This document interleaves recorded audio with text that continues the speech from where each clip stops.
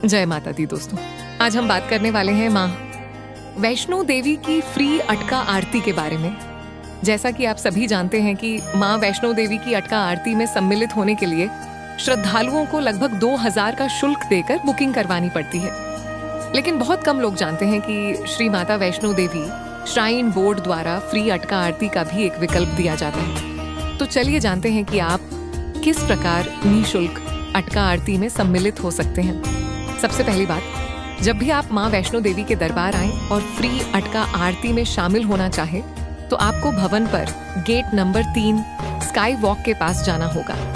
आप वहां किसी भी कर्मचारी से गेट नंबर 3 स्काई वॉक के बारे में पूछ सकते हैं। दूसरी महत्वपूर्ण बात, सुबह की आरती में श्रद्धालुओं की संख्या अपेक्षाकृत कम होती है, जबकि शाम की आरती में भीड़ अधिक देखने को मिलती है। इसलिए शाम की तुलना में सुबह फ्री अटका आरती में सम्मिलित होने के अवसर अधिक हो सकते हैं। यदि आप प्रयास करना चाहते हैं तो सुबह लगभग 5 बजे तक भवन पहुंचने की कोशिश करें। इसके बाद जब दर्शन की लाइन शुरू होती है तो आपको गेट नंबर 3 से प्रवेश करना होता है। सिक्योरिटी चेकिंग पूरी होने के बाद स्काई वॉक के रास्ते आगे बढ़ते हुए आपको नारियल प्रांगण या माता की प्राचीन गुफा के सामने तक पहुंचने का प्रयास करना चाहिए। घबराने की आवश्यकता नहीं है, बस थोड़ा सक्रिय रहना होता है। यदि आप सुबह के समय गेट नंबर 3 से प्रवेश कर लेते हैं तो आपके पास 2 स्थानों पर बैठने की संभावना बन सकती है। श्रद्धालुओं की संख्या को देखते हुए लगभग 100 श्रद्धालुओं या भीड़ कम होने पर उससे अधिक श्रद्धालुओं को प्राचीन गुफा तक प्रवेश दिया जा सकता है। इसके बाद शेष श्रद्धालुओं में से लगभग 50 से 60 श्रद्धालुओं को नारियल प्रांगण में बैठाया जाता है।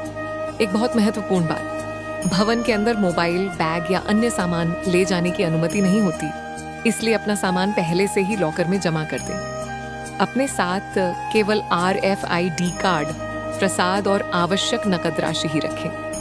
अब बात करते हैं आरती के समय की। सर्दियों में सुबह और शाम की आरती लगभग 6:20 तक शुरू होती है, जबकि गर्मियों में सुबह और शाम दोनों समय आरती लगभग 7:20 तक बजे शुरू होती है। इसलिए समय का विशेष ध्यान रखते हुए ही अंदर प्रवेश करें। इसके बाद आता है गेट नंबर 5, जहां अंतिम निर्णय लिया जाता है कि आप अटका आरती में सम्मिलित होंगे या नारियल प्रांगण में बैठेंगे।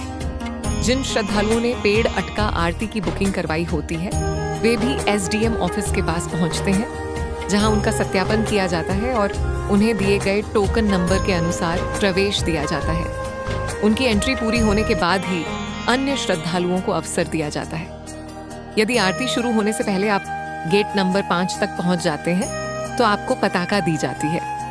इसके बाद तय होता है कि आपको अटका आरती में सम्मिलित किया जाएगा या नारियल प्रांगण में बैठाया जाएगा। नारियल प्रांगण में बैठने के क्या फायदे होते हैं, इसके बारे में मैं आपको अगली वीडियो में विस्तार से जानकारी दूंगी। अगर आपको फ्री अटका आरती से जुड़ी यह जानकारी उपयोगी लगी हो तो कमेंट